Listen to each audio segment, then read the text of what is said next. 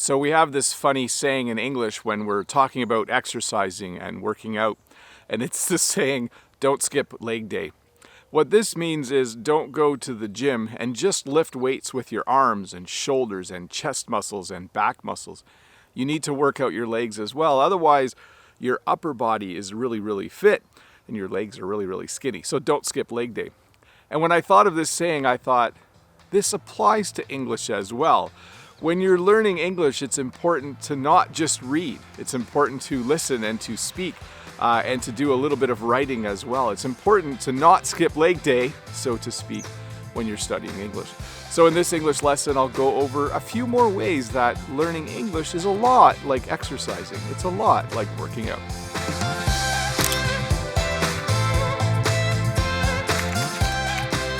We have another saying in English that people use when talking about working out and getting fit. And it's the saying, you can't out-exercise a bad diet. What this means is that exercise alone isn't what makes you super healthy. You need to eat healthy food. You need to get a good night's sleep.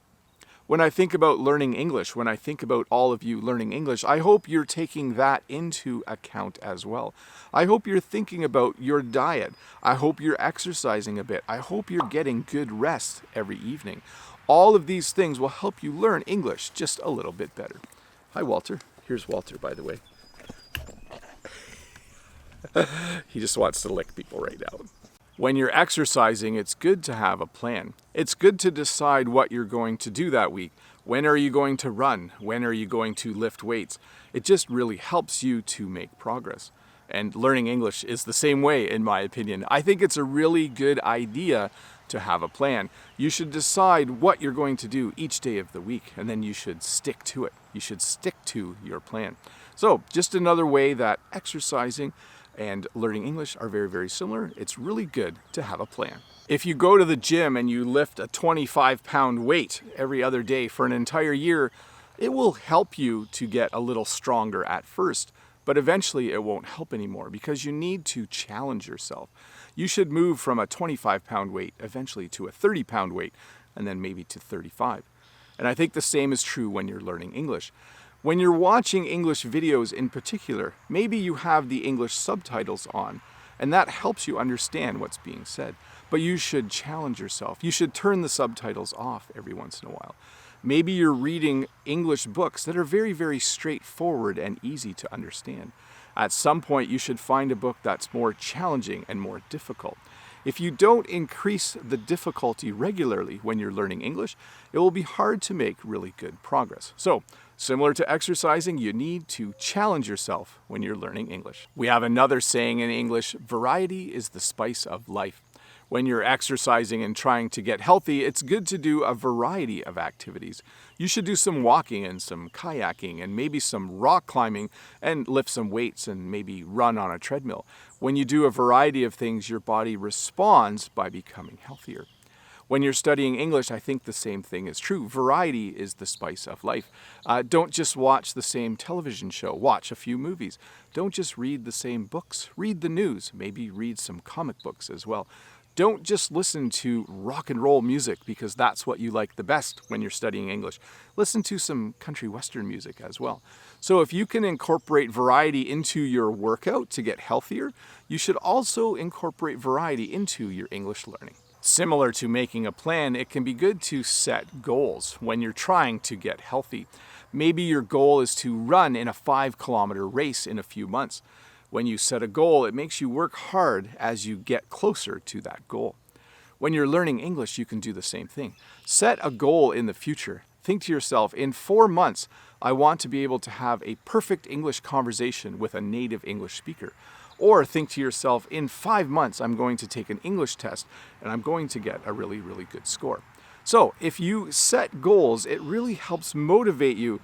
From the time you set the goal until you get there, you work really hard to attain that goal.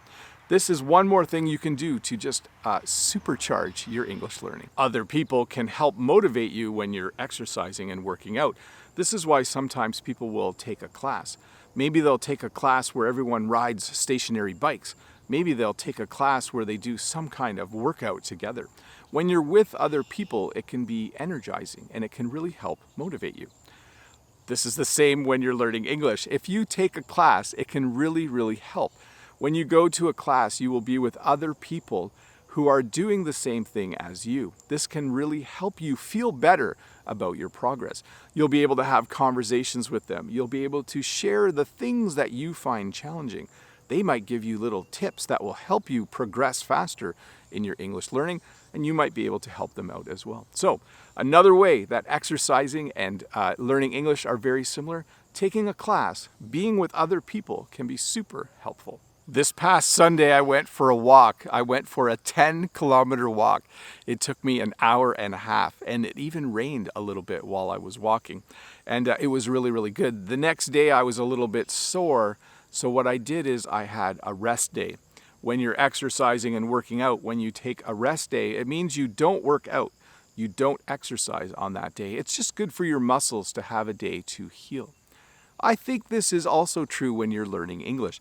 There are 7 days in the week, and when people ask me what's a good plan for the week, I usually recommend that you study English for 5 or 6 days and then take a day off. Have a day where you rest. I think your brain needs a little bit of time to recover. If you study for an hour or an hour and a half, Monday, Tuesday, Wednesday, Thursday, Friday, Saturday, it's probably a good idea to just not study English on Sunday. Your brain will still be doing something. I'm sure it will still be processing and storing some of the information that you learned earlier in the week, but taking a day to rest is just a really good idea when you're learning English. Well, thank you so much for watching this English lesson where I compared exercising and working out with learning English. I'm still kind of surprised at how many things they have in common.